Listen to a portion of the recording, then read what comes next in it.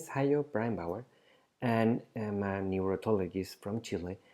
And I would like to talk to you about today a little bit about chronic dizziness, particularly what disorders you should rule out for patients with this illness. Once upon a time, assessing dizzy patients was a mess.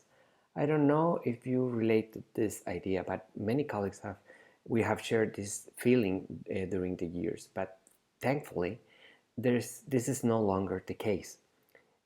Thanks to the efforts of the Variety Society, we have now a new classification of vestibular syndromes that classifies all vestibular illnesses uh, in regarding their temporal profile.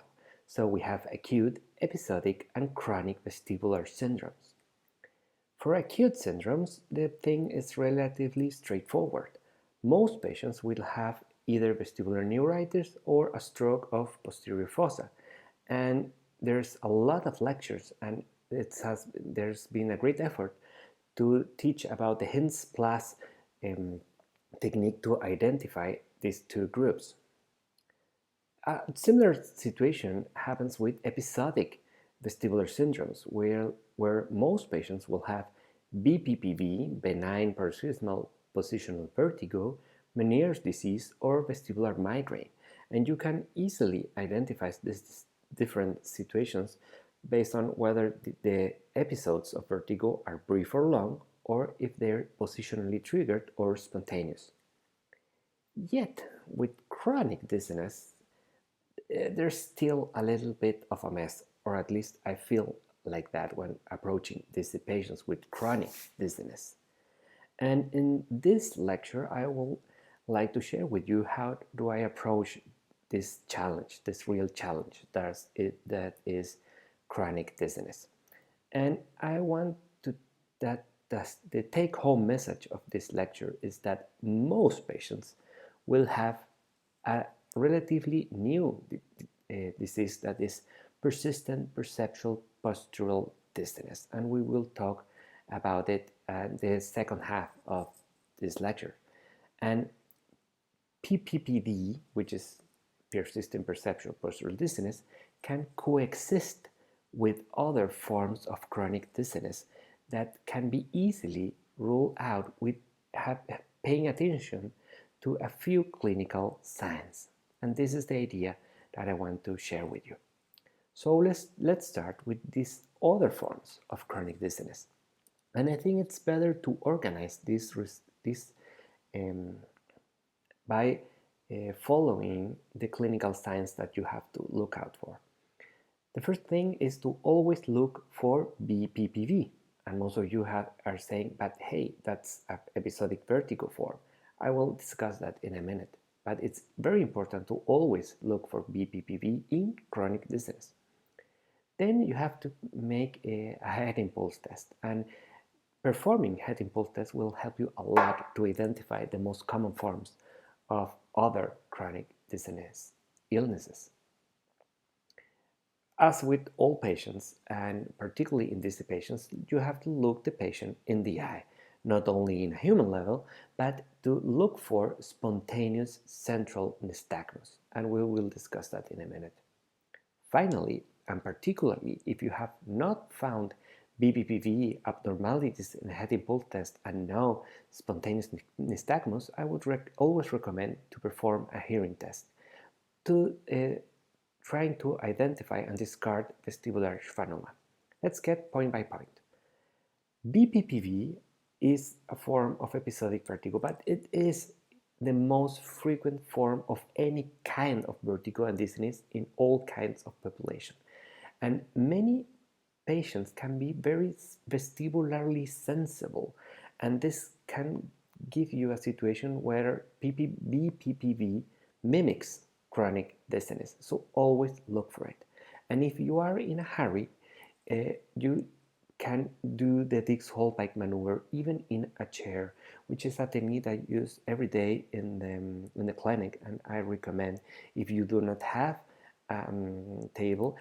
If you have a table and you have the time, always perform a Dix-Hallpike testing. But if you do not, and you're not going to examine that patient, at least do the abbreviated maneuver in a chair which has a very high sensitivity, over 85–90%.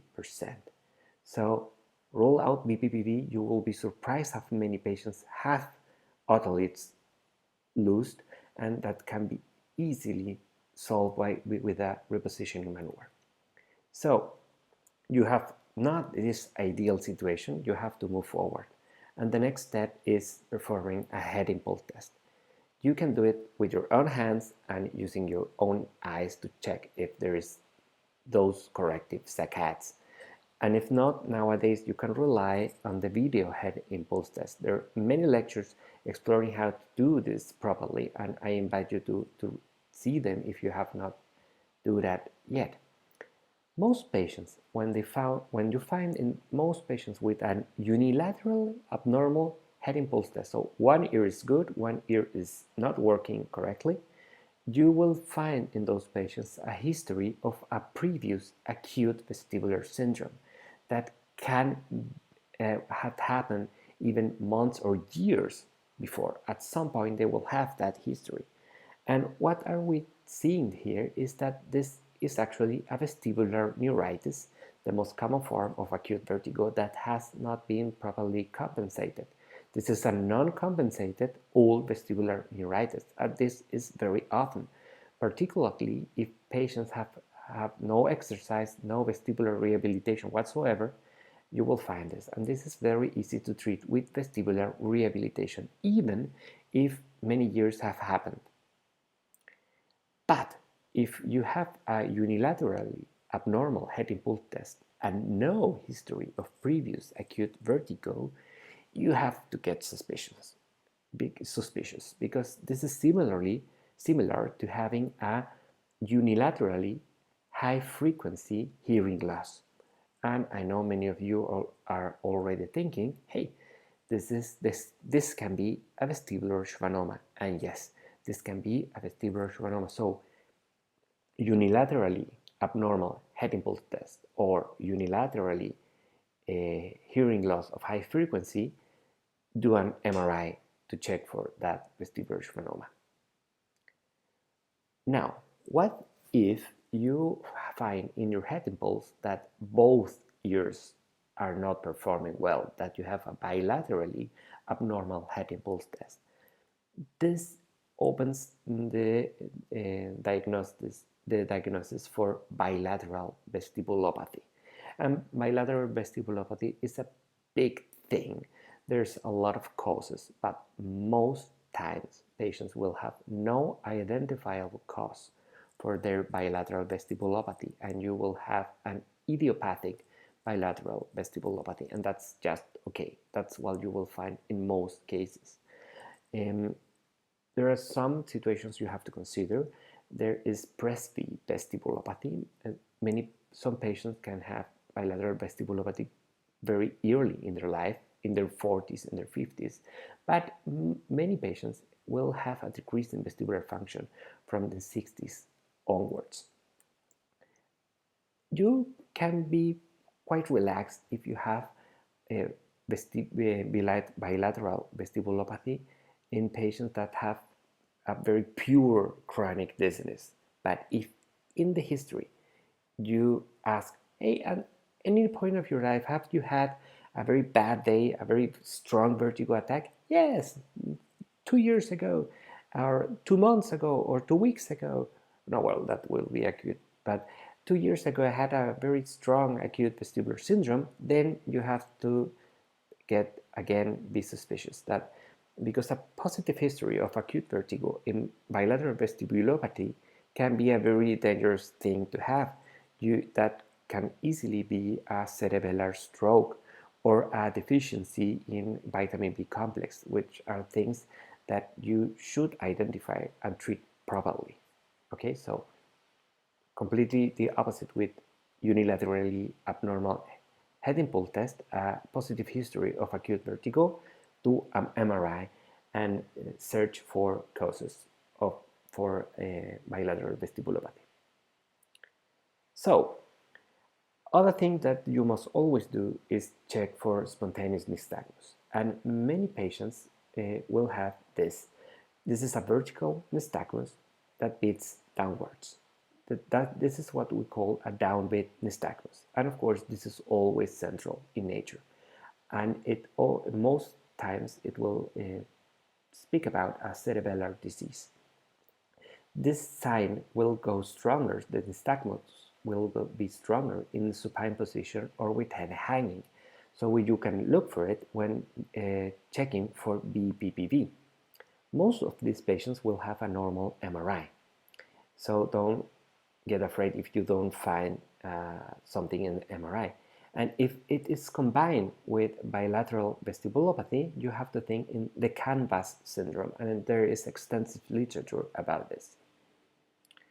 So, and what happens if you do not find anything in these physical examinations? What if you find nothing wrong? There are a couple of situations you have to look into. In elderly patients, there could be a case of presbystasis, which is the multifactorial balance loss of the elderly. But in these patients, if this is the only problem, you will have more unsteadiness than dizziness. But don't worry, you can work it out with vestibular rehabilitation that will help these patients by all means. And speaking about vestibular rehabilitation, you perhaps have noticed that even with downbeat nystagmus, this treatment can help most, perhaps every, patient with the forms of chronic dizziness we have reviewed at this point. So have that strongly in mind. But if you still have found nothing, and this is a young patient, for example, always rule out cardiological problems and post-concussional syndromes.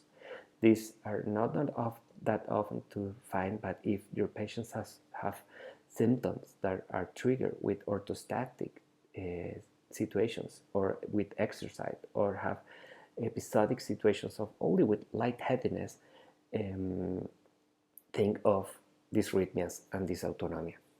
And if they had a head injury in their history, well, think of post-concussional syndrome, which you can also help with vestibular rehabilitation. Okay, but now, whether you find something or not, most patients with chronic dizziness are likely to have persistent perceptual postural dizziness, PPPD. And again, this can coexist or not with the other forms of chronic dizziness we have just reviewed. This may sound a very new thing for many of you because the diagnostic criteria came just out 3 years ago, but they are the result of over 30, 35, 40 years of research in many different places around the world. And for many, it's the philosopher's stone for chronic dizziness because the number of patients who go out of the office without a clear diagnosis have been decreased from 30% to only 2% if you add PPPD as a possible diagnosis. And this is very frequent. PPPD stands now within the top 3 more frequent diagnoses for any kind of vertigo and dizziness. So yes, PPPD is a very big thing to have in mind, obviously, particularly in chronic dizziness patients. How does a PPPD patient look like? Looking into the diagnostic criteria is a very helpful thing. These patients characterized for having, of course, dizziness or non-rotatory vertigo lasting 3 months or more. These symptoms are present most of days, but it's fluctuant in nature, so you can have a good day and a bad day.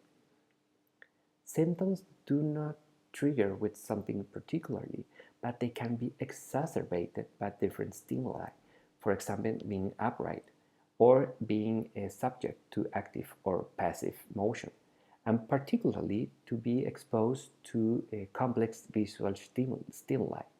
These patients feel very bad when going to the supermarket to go shopping, or to being exposed to the subway coming to them, With this stimuli, they feel very bad. Very interestingly, PPPD patients often have their symptoms initiated after another disease causing vertigo or dizziness, after an acute or episodic or even chronic vestibular illness, or after having an anxiety attack or anything that can make them feel dizzy. These patients develop as a secondary thing, as a complication, PPD. And thinking about it this way is very interesting and helpful for identifying these patients. And of course, this affects quality of life very dramatically. Some clinical pearls. You should always consider PPPD as a positive diagnosis and not an exclusion one. If a patient has a history of PPPD, that patient has PPPD. He can has other things that you should also treat. But if you do not see PPPD and do not treat it like it should, this patient will not recover fully. For identifying them, they usually feel good in the morning. They wake up fine and get worse and feel worse during the day. They feel better during exercise, which is very distinctive to other forms of vertigo. And they feel better when having a drink or having fun, of getting distracted. And in this regard, PPPD has a similarity to tinnitus, for example. About treatment, many patients will get better with a mixture of sertraline or other serotonin reuptake inhibitors. Some forms, and particular forms of vestibular rehabilitation, can help them. Some forms of vestibular rehabilitation can make them feel worse, and this is important to check in detail. But many patients will, if you explain them what they have and you say them, no, you're not crazy, this is a thing, and many people have it, and most people recover, they will immediately start to get better. And we will discuss that in the physiopathology of this illness. But you have to say that yes, some patients are very hard to treat. So what is PPPD in terms of physiopathology? What is going on? What is wrong with these patients? This is the question that that interests me the most, and is the question that I am researching more deeply in this moment in my efforts in research. Some things that this is a psychosomatic condition, but there is a lot of evidence that goes against this idea. There are many patients that have no psychological, no psychiatric comorbidity and do have PPPD, and this stands for the idea that PPPD and anxiety and depression are things that can coexist in a patient but are independent factors. So many authors, very respectable authors, dealing with dizziness, think that we have to think of a new group of dizziness and vertigo disorders, which are functional disorders, where the brain and the ear are just fine in terms of hardware, and we're not dealing with a purely psychiatric illness, but this is a software problem, a functional problem of how the brain processes vestibular information. Actually, there's a lot, and every day there's new evidence of that the brain of these patients work differently, that there are areas that are more connected or have more gray matter volume, and others areas that have diminished connectivity in these patients. And the areas, the cortical regions having these differences have give hints of how what happens in how the brain processes vestibular information.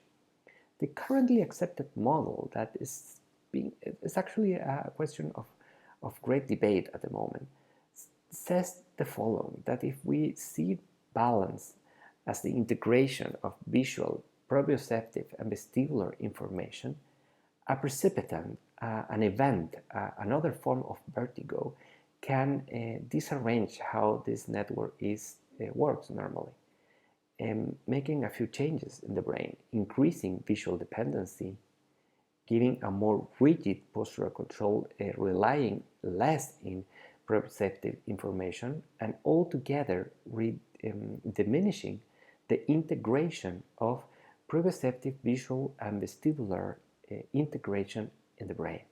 And this disorganization, disintegration, it was makes patients feel bad, and which explains PPPD symptomatology. There are other models, and in our team we feel more confident thinking in PPPD in these terms, in terms of a mismatch, a discrepancy between inner body representation and reality.